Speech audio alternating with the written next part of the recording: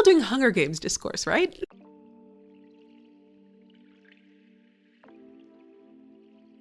I saw the Ballad of Songbirds and Snakes movie back in November, and I can't stop thinking about it. It was actually my first Hunger Games experience, if you can believe it. The reason being that for all of the earlier installations, I was very upset by all of the child murder. I still am very upset by all of the child murder. But I gotta hand it to Suzanne. This world that she has built and the stories that she's telling is truly amazing. And Songbirds and Snakes was a pretty darn fantastic introduction to the world. I thought it was super well acted, super well designed. Like the visual world that was created was so gripping. That last 10-15 minutes of the movie, that's good stuff. So yeah, I went fully down the Hunger Games rabbit hole, like annoying my friends and family about it. I read all the other books. I just got Songbirds and Snakes from the library a couple days ago. No thanks to Eric Adams, New York mayor, cutting the New York City library budget. And unfortunately, I think the prequel film really does stand on its own. I didn't feel like I was lost at any point. The general consensus that I get from longtime fans of the series is that the prequel gave a lot of kind of Easter eggs for people who are interested in the world building. But if I'm being totally honest, I didn't really think it was that necessary, like dramatically. For Coriolanus Snow, his motivations throughout the main series were very obvious. He's a fascist dictator who wants to remain in power, and he'll do whatever it takes to stop anyone who threatens that. I just didn't really care about like specifically Snow. There's so many other characters that I would be so much more excited to see in a prequel setting. Like I want to know more about Finnick. I want to know more about Cinna, even people like Plutarch and President Coin, maybe even something more about Gale without getting into too many spoilers there. More interesting to me ultimately than President Snow. His motivations I just think were 100% clear from the very beginning, but again, I'm not mad at it. It did catch a fire for the rest of the series, as it were. Let me know which things you are especially drawn to, or like, is there any interesting person that I'm missing where you're like, girl, you need a prequel about so-and-so. Ooh, if there are any fanfics that you recommend about these things, maybe I'll do some reading because I think the world is so fantastic and the characters are so interesting, and I'm gonna need more when I finish reading Ballad of Songbirds and Snakes. Yeah, I generally think that Suzanne Collins combines style and substance and also action murder, if you're into that kind of thing, in a super compelling way that absolutely sucks you in. So I was immersed in Hunger Games land over the past couple of months, and I can't stop thinking about it. And I want to chit chat about a really specific structural aspect of the Songbirds and Snakes movie, because I haven't read the book yet, that has been in the back of my mind ever since I saw it. So obviously, spoilers for BOSAS, BSOAS, but BSOAS? Spoilers for BSOAS lie ahead, kind of a tongue twister. So when I talk about dramatic structure in the Ballad of Songbirds and Snakes, the thing I want to zoom in on is the idea of the rule of threes. The rule of threes is a concept that applies to many different areas of human life, from religion, visual art, physics, but what I want to talk about is the rule of threes in terms of rhetoric, storytelling, and narrative. One thing I found especially interesting when researching the rule of three is from David Crystal, who wrote the book The Gift of Gab, which is all about eloquence and rhetoric. And he points out that across cultures, across languages, people have been using the rule of three to structure their persuasive and also narrative writing. I also watched a great video by John Solo, which I'll somehow, if I can, kind of points out the rule of three as it applies to folklore, myths, narratives throughout history. The question of why human beings are drawn to threes and why threes emerge as a pattern throughout cultures is for a few reasons. We as humans excel at pattern recognition, which I think makes a lot of sense if we think about olden-timey caveman times survival. Recognizing patterns could be a matter of life or death. Things like, oh, there's more greenery near a source of water. If I eat X, I become sick. This type of bait catches this type of fish. These are all examples of ways that patterns have helped humans survive over time. And so when we think about how we define a pattern, the general consensus is that 3 items is the smallest series to identify a pattern. You can't really derive any information from 1 time. 2 times could be a coincidence, but 3 times you can say, okay, maybe this is a trend that will continue to happen. In the world of rhetoric, you'll find people listing 3s in lots of speeches. Friends, Romans, countrymen, veni, vidi, vici. These are classic examples of the rule of 3, and they are impactful. 3s give a sense of rhythm and pattern while still being brief and simple enough to remember. We also see the rule of 3s in comedy, which is why we see so many jokes about 3 people walking into a bar. A core concept of what is comedic and why things are funny is the idea of setting a pattern and then breaking it, which fits nicely into the structure of 3. Normal thing happens, weird thing happens. That's a joke. When I think about writing for sketch comedy, which was something I was involved in college, we talked a lot about escalation. So utilizing the rule of 3, a small weird thing happens, then a slightly larger weird thing happens, then a third really big, elaborate, weird thing happens. The expectation and payoff of these increasingly intense comedic moments is a core tenet of writing for short form sketches. Then in longer form works, we see the 3-act structure, which harkens all the way back to Aristotle, talking about how a story should have a beginning, middle, and end. 3-act structure is really typical in films, where the first act is the setup, the second act is the rising action complication, and then the third act is the climax and falling action. So bringing this all back to the Hunger Games, Suzanne Collins used this in all of the books. And this is super obvious in the BSOAS movie specifically, where it's clearly chunked into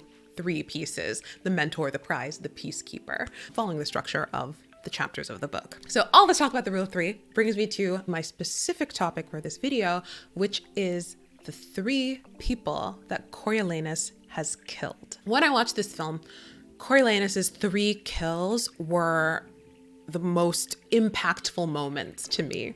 In fact, I kind of feel like his relationship with Lucy Gray was secondary to these 3 moments as they showed his development as a character. So of course those 3 kills were: first, in the arena, he kills the tribute Bobbin.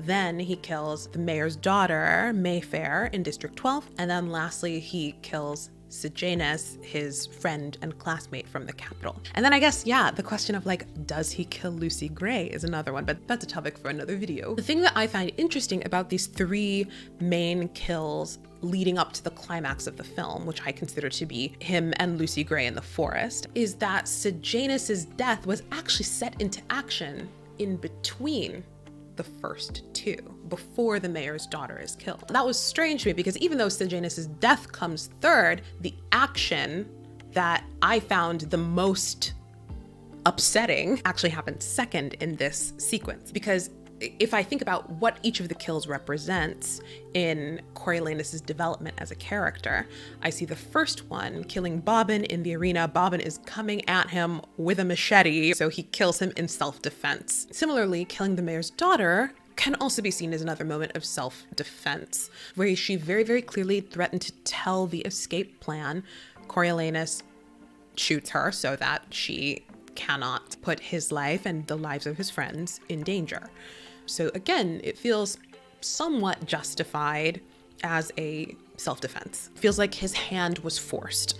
Then Sejanus's death doesn't quite fit that pattern, right? Because nothing in the story before the mayor's daughter's death forced him to do that. If I'm experiencing his corruption as a character, betraying a friend in a non-forced setting feels like the most despicable thing that he could do. So for that to happen second in the sequence of events feels really odd to me. But the betrayal of the friend really feels like a moral event horizon, or a point of no return, where you really understand this person is truly out for himself and will do whatever it takes, throw anyone under the bus to save his own skin. It dispels any question that he is completely ruthless and out for himself, which is very exciting. And so you would think that it would be situated third in the story. And then of course this idea that Coriolanus is completely out for himself, solely looking out for number one, is confirmed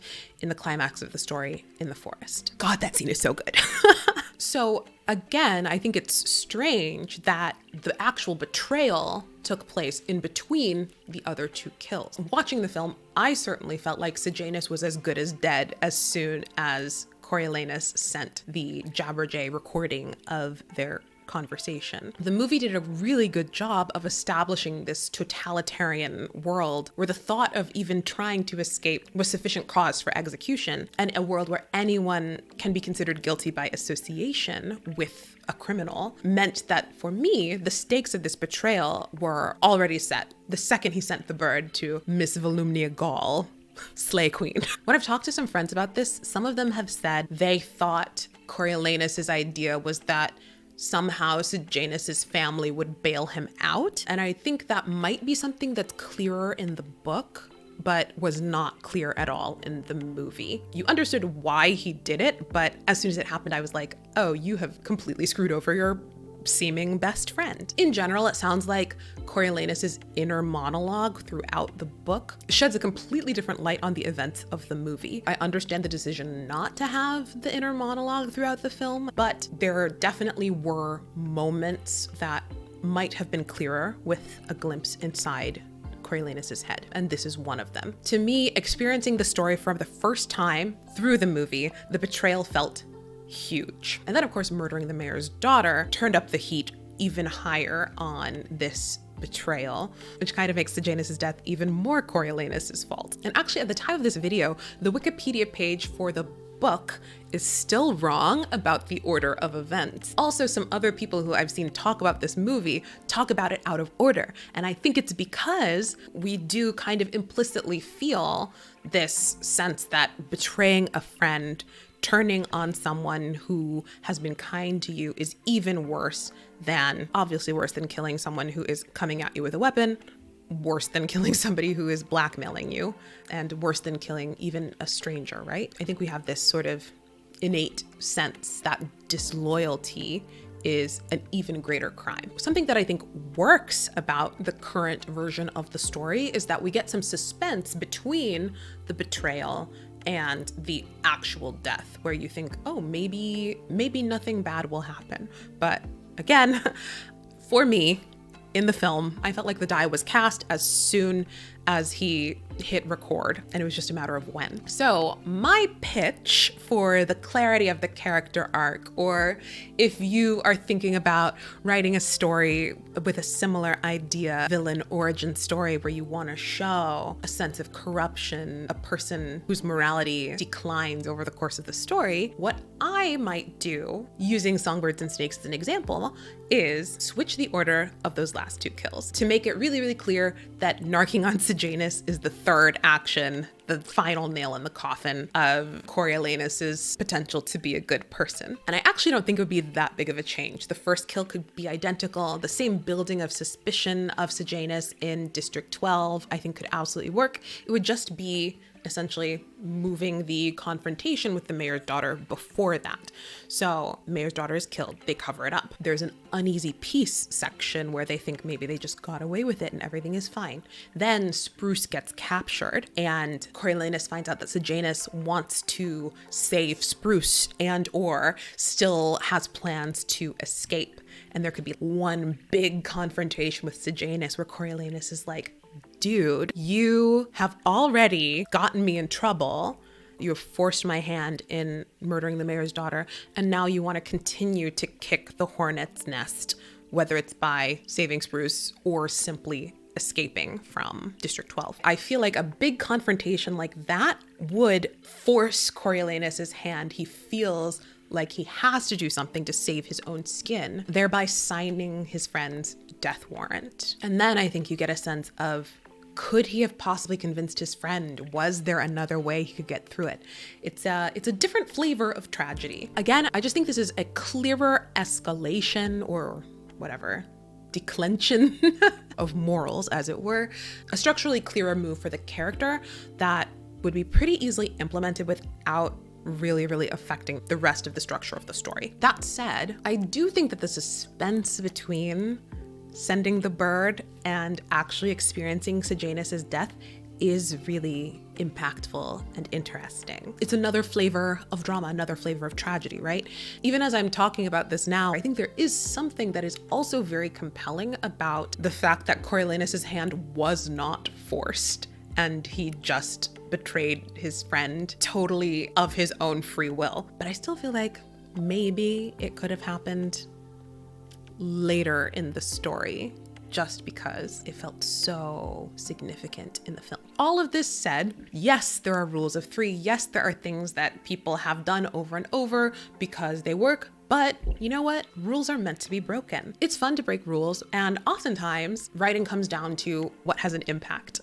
I definitely find that when I am writing something, a lot of what I'm doing is thinking about what will be the most upsetting to my little characters, because that's where drama lies. That's where interesting stories happen, when they are pushed to a limit and forced to make a really difficult decision. So sometimes following dramatic structure to a T works for that goal, and other times you gotta just do you. Dramatic structure be damned. Ultimately, it's your project and it's what works for you. And you know what? Who am I to question Miss Suzanne Collins? She is damn good at her job. But yeah, ultimately these rules, concepts in dramatic structure are tools of many tools that you can use in your own writing to tell the kinds of stories that you want to tell.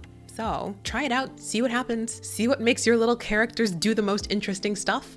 And oftentimes that will lead you towards where your story ultimately wants to go. But I'm curious about what y'all think. Which version of these events is more logical, or more interesting, or more dramatic, or like more fun for you? Also, I want to know which other characters from the Hunger Games universe would you like to know more about? And again, if you know of any good fanfics, let me know. Finnick and Cinna are my besties. I want to read more stuff about them. I'm also generally curious what you thought about Songbirds and Snakes. I had, again, a great time, and I thought it was actually a really wonderful introduction to the world of the games. And is there anything I missed in this analysis? I'm gonna get into the book, and that might completely change my opinions, but this is something that I've been thinking about since late November.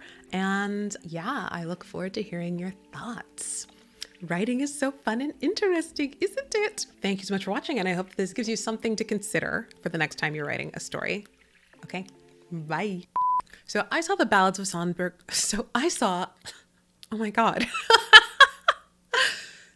So I saw the Ballad of Songbirds and Snakes movie back in November. Oh, I just had the silliest thought about if we think of Wicked as an origin story, and how Elphaba takes these different